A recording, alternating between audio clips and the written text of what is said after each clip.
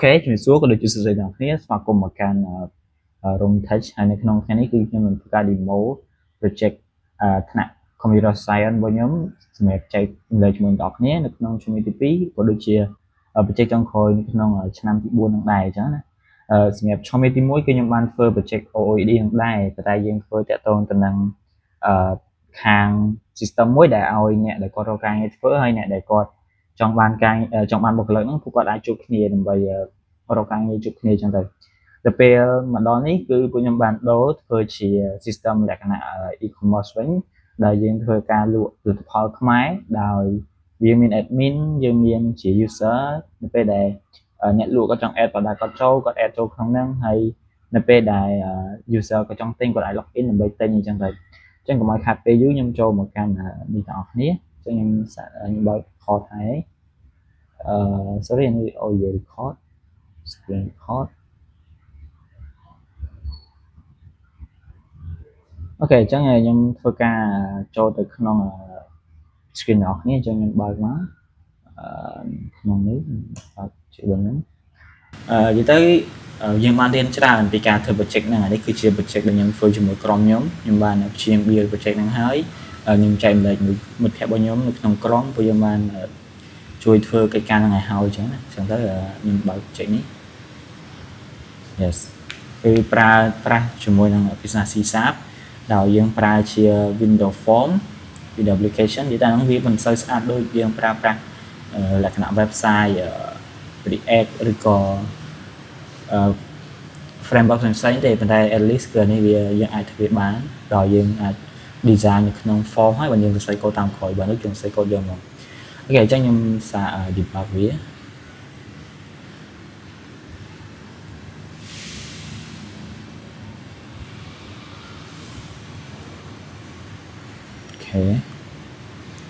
អូខេអញ្ចឹងនេះជាទម្រង់ទូទៅរបស់ website ហ្នឹងនៅពេលដែលមាន website ទេនេះជាទម្រង់ទូទៅរបស់ system ហ្នឹងនៅពេលដែលយើង log បើកវាមកគឺវានឹងដើរបែបហ្នឹងហើយវាមាន product ជាច្រើនដែលយើងអាចដាក់ចូលនេះគឺតែជា product ដែលខ្ញុំបាន add ចូលអញ្ចឹងបើសិនជាក្នុងនាមខ្ញុំជា user ធម្មតាជា customer ហើយខ្ញុំចង់ទិញអីមួយអញ្ចឹងខ្ញុំអាចចូលក្នុងហ្នឹងថាខ្ញុំចង់ទិញអីមួយអានេះវាមាន category យើងមានបន្លែអាហារជាសម្លៀកបំពាក់ឬក៏វត្ថុអនុស្សាវរីយ៍ទាំងអស់ហ្នឹងសុទ្ធតែជាផលិតផលខ្មែរស្នាដៃខ្មែរ shop នេះគឺខ្ញុំចិត្តតែដាក់ឈ្មោះហ្នឹងទេប៉ុន្តែគោលគំនិតរបស់ពួកយើងគឺចង់លក់ផលិតផលខ្មែរអញ្ចឹងណាតែខ្ញុំចង់មើល category បន្លែអញ្ចឹងខ្ញុំចុចបន្លែគឺចេញបន្លែអាហារនៅក្នុងនេះវាខ្ញុំចង់មើលសម្លៀកបំពាក់អូខេចេញមកសម្លៀកបំពាក់ដូចជាកម្មាយអញ្ចឹងមានខោមានអាវអញ្ចឹងយើង add បន្ថែមទៀតពេលនៅ Savari នេះខ្ញុំដាក់អញ្ចឹងកន្លះនៅអញ្ចឹងទៅតែថាបើខ្ញុំចង់ទិញអីមួយឥឡូវខ្ញុំចង់ទិញកម្មាយនេះចុះខ្ញុំចុចលើកម្មាអញ្ចឹងវានឹងលោតចូលដល់ form មួយទៀត form នេះខ្ញុំអាច rate ដែរអូខេអានេះល្អដែរហើយកន្លែងនេះយើងរើសសាយក៏ប៉ុន្តែអាហ្នឹងដំបូងបើសិនយើងដាក់ជាលក់ស្កៅវាត្រូវប៉ុន្តែខ្ញុំដាក់សាយចឹងទៅវាក៏មិនយ៉ាងដែរសាយអំកម្មាសាយអំហៅហើយខ្ញុំចង់ add quantity 3 4អញ្ចឹងប្រាយវានឹង update តាមនេះដែរអញ្ចឹងខ្ញុំចង់ add to cart ហ្នឹងមានតែយើងទុកនៅក្នុងកាតសិនយកតាមចំណេះចិត្តទិញឯងតែបើយើងបាយណាយើងទិញមកតើឡើងថាខ្ញុំចុច add to cart គេអញ្ចឹងខ្ញុំវាតម្រូវខ្ញុំ log in សិនអញ្ចឹងណា log in ក្នុងនាមជា user customer បើមិនខ្ញុំអត់តបង្កើត account ទេខ្ញុំត្រូវការ sign up សិននេះគឺកន្លែងដែលខ្ញុំ sign up អញ្ចឹងខ្ញុំអត់តមាន account ទេខ្ញុំថ្មីហ្មងអញ្ចឹងខ្ញុំចុច sign up មកអញ្ចឹងវានឹងដល់កន្លែងនេះខ្ញុំដាក់ឈ្មោះខ្ញុំដាក់ថាទៅtouch អូខេហើយ email ខ្ញុំគឺ rom touch at gmail.com អូខេ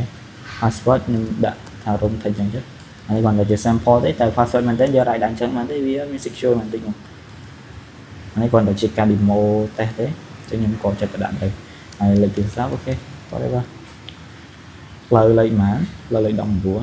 19 city អូខេ should be ភ្នំពេញ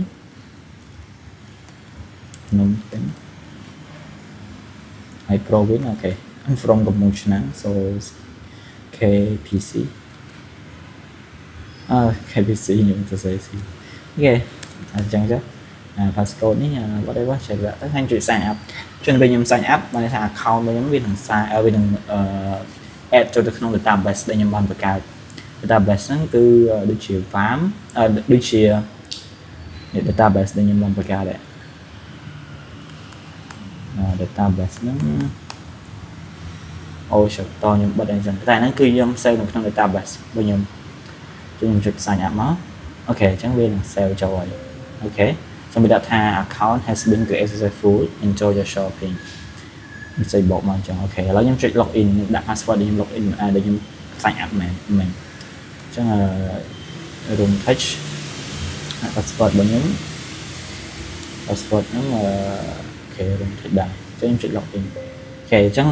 អានេះគឺខ្ញុំដាក់បើថាបើសិនជា login ជា user ធម្មតាគឺវាអត់មានចាញ់វានឹងចាញ់ថា is admin true បើសិនឲ្យជា true បើសិនជា admin ពេលនេះខ្ញុំ sign up ហ្នឹងក្នុងនាមជា user ធម្មតាទេអញ្ចឹងមានថា admin ហ្នឹង for អញ្ចឹងយើងមិន admin តែយើងជា user ធម្មតាអូខេអញ្ចឹងវាដាក់ item quantity នេះ quantity ហ្នឹងចំនួន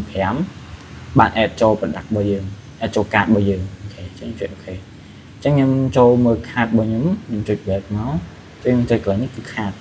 អញ្ចឹងពេលខ្ញុំចុចមើល cart ទៅវានឹងឃើញអ្នក product ដែលយើង add មកចូលអញ្ចឹងខ្ញុំចង់លុបវាចេញក៏បានខ្ញុំចុចប៊ូតុងនេះមកហើយនេះគឺកន្លែងខ្ញុំពេញID card ដើម្បីខ្ញុំទិញអញ្ចឹងទៅតែអានេះខ្ញុំគ្រាន់តែសាកទេដាក់ថារុំគេតែឲ្យបងប្អូនបានមើលពីភាសារបៀបជាក់ស្ដែង expire date ថ្ងៃទី12ខែ12ឆ្នាំ2026អញ្ចឹងទៅ sample ទី2ខ្ញុំចុច check out វានឹងចេញតម្លៃ calculate តំណែងទាំងអស់ហ្នឹងអត់មែនខ្ញុំចុច check out មកអូខេអូ sorry ខ្ញុំต้อง select អូខេអញ្ចឹងខ្ញុំ select ហើយខ្ញុំចុច check out អញ្ចឹងវានឹងចេញនេះ order complete មកហ្នឹងគឺវាចេញអូខេចាំថាកន្លែងហ្នឹងដល់ពេលយើងចុចមកគឺវានឹង check out បែបហ្នឹងឲ្យយើងឃើញចឹងចុច back វិញឥឡូវនេះគឺជាការ login ក្នុងនាមជា user ធម្មតាទីទៀតយើងនឹងចូលទៅដល់ការ login ក្នុងនាមយើងជា admin តែម្ដងតើយើងមានតួនាទីធ្វើគេខ្លះហើយមួយទៀតដូចបញ្ជាក់នេះគឺយើងអាច search បានដែរអញ្ចឹងដូចថា space search គេដាក់ទាំងអស់មកយើង search ឃើញចេញ space មកដល់ឃើញអានេះខ្ញុំ add បណ្ដាដឹង add អីដាក់ space បណ្ដោយក្រុមមកអូខេចេញក្រុមមកចានេះគឺយើងអាច search បានដែរបើយើងជា customer ចឹងឥឡូវខ្ញុំធ្វើការ login ជា admin វិញម្ដងអញ្ចឹងអានេះយើងយល់វាអស់ហើយឥឡូវខ្ញុំធ្វើការ login ជា admin យើងបិទអានេះចោលសិនចង់ឲ្យដល់គ្នាមើលពី admin អញ្ចឹង admin ហ្នឹងខ្ញុំបាន login ខ្ញុំបានសាក app ហើយដាក់នៅក្នុង database របស់ខ្ញុំជួយសាកrun វាម្ដងទៀតដោយ login ក្នុងនាមខ្ញុំជា admin ដែលក្នុងនាមជា admin ហ្នឹងមានសិទ្ធិធ្វើគេខ្លះនៅក្នុងហ្នឹងចានេះខ្ញុំបើកមកហើយខ្ញុំចុច login ទៅដែរប៉ុន្តែខ្ញុំចូលក្នុងជា admin ចុច admin បង្កើតទៅហើយដាក់ user មួយហើយ @gmail.com ហើយនេះ user មួយអូខេអូខេអញ្ចឹងគេដាក់ admin is admin true ចាំមិនថាហ្នឹងគឺជា admin ខ្ញុំជួយ login មកអូខេអញ្ចឹងខ្ញុំចូលទៅដល់ពេលខ្ញុំ log admin ខ្ញុំនឹងមាន form មួយទៀត form ហ្នឹងគឺនេះ form នេះជា dashboard សម្រាប់ admin អញ្ចឹង admin ហ្នឹងគឺគាត់អាចឃើញអានេះគឺជា data crib view ដែលយើងអាចមើលឃើញថា customer ID ប៉ុន្មានខ្លះគាត់ទិញនេះខ្លះទិញនេះគេចំនួនប្រមាណហើយ total សរុបរបស់គាត់អស់ប៉ុន្មានហើយបើយើងចង់អភិវឌ្ឍវាតទៀតយើងអាច update ប៊ូតុងទៅ accept ទៅលុបចោលឬក៏ទៅអីផ្សេងៗទៀតគឺយើងអាចធ្វើបានតែនេះខ្ញុំគ្រាន់តែចង់បង្ហាញអំពី data របស់អ្នកទិញដែលគាត់ទិញតំណែងមិញហ្នឹងគឺខ្ញុំដាក់នៅក្នុងហ្នឹងអញ្ចឹងយើងឃើញហើយតំណែងរបស់អ្នកដែលគាត់ទិញអស់គឺនៅក្នុងហ្នឹងឥឡូវខ្ញុំចុច report នេះបើសិនជាយើងអាចអានេះខ្ញុំមិនទាន់បានធ្វើទេប៉ុន្តែគោលបំណងនៃការធ្វើ report ហ្នឹងហៅថាអាចឲ្យ admin ឬក៏អ្នកលក់ហ្នឹងគាត់អាច export នៅទិន្នន័យលក់គឺថា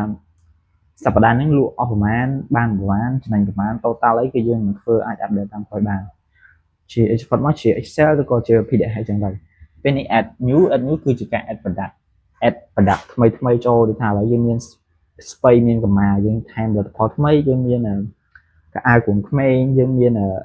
ខោថ្មីយើងមានបន្លែថ្មីអីយើង add ចូលគឺយើង add កន្លែងហ្នឹងពេលនេះ update product គឺជាការកែប្រែទិន្នន័យខ្លះៗដូចថាយើងដាក់ពេលយើង add ហ្នឹងយើង ច្រឡំចំនួនមានតែ100ទេយើងច្រឡំដាក់1000ហ្នឹងយើងត្រូវកែវិញយើងកែឈ្មោះផលិតផលដោយសារតែវាអស់ហើយវាអាប់ដេតឈ្មោះថ្មីអញ្ចឹងទៅគឺយើងអាចធ្វើនៅក្នុងកន្លែងបានអញ្ចឹងខ្ញុំចុចសារ add new ចឹងឯងនឹងឃើញបែបនេះហើយខាងក្រោមនេះវាគឺជាឈ្មោះវាជាឈ្មោះរបស់ផលិតផលឈ្មោះផលិតផលដែលយើងមានស្រេចដែលមាននៅក្នុង stock អញ្ចឹងបងប្អូនអាចឃើញនេះមានស្បៃកញ្ញាញ់ description គឺយើងបាន add ចូល quantity វាមាន40តម្លៃយើងគឺមិនដឹងថាមិនបានវា100 pound cost shipping នេះគឺថ្លៃដឹកជញ្ជូនអត់មានទេ discount ក៏អត់មានដែរអានេះ category នៅក្នុងវា all add new product គឺសិតតែ product ដែលយើងមានគឺយើងអាចដាក់ក្នុងបានអញ្ចឹងណាតែខ្ញុំសាកអូខេឥឡូវយើងបន្តអញ្ចឹងតាកន្លែង product នេះគឺខ្ញុំធ្វើការ add product ឥឡូវខ្ញុំធ្វើការ add product ចូលថា product name ខ្ញុំដាក់អាវអញ្ចឹងដាក់ថាអាវ Solvon9 អូខេ description ថាប្រមាណអញ្ចឹងជាអាវដែលឆ្នៃម៉ូដជាមួយប្រវត្តិសាស្ត្រវប្បធម៌ខ្មែរអញ្ចឹងអូខេប្រាយវាដាក់មក$5 quantity មានតែ50ទេថ្លៃដឹកជញ្ជូនគឺ$2 discount zone image គឺ add រូបភាព product យើងចូលលើទៅថា add គេ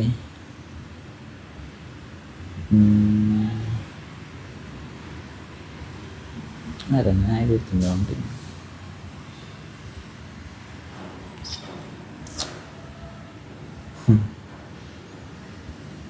មានអី add ដល់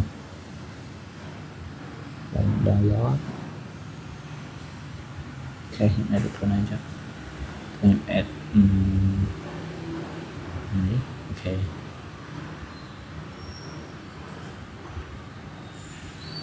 អូខេយើងដាក់តែមួយហ្នឹងចុះហើយផ្សេងដាក់អូខេដាក់រូបនេះក្អានេះចុះអូខេដាក់នេះលើកទី2នេះលើកទី3អូខេហើយមួយទៀត